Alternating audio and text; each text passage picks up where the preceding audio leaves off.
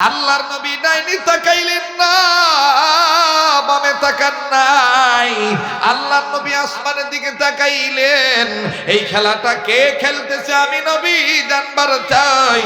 নবীজি যখন আসমানের দিকে তাকাইলেন, আমার আল্লাহ ডাক দিয়ে বলতেছেন, নবী গো, আপনার নাতি হোসেনের ইজ্জত রক্ষা করার জন্য, জান্নাতি যুবকদের সর্দারের ইজ্জত রক্ষা করার জন্য আমি আল্লাহ জান্নাত থেকে এক জোপা আঙ্গুর পাঠায় দিলাম।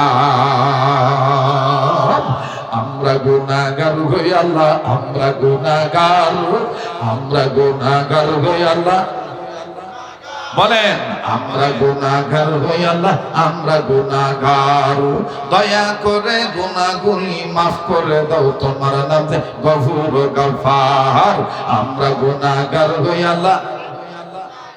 এ ভাই, গুনাহ আছে না নাই? এতগুলো মানুষ স্বীকার করতে কি কোনো লজ্জা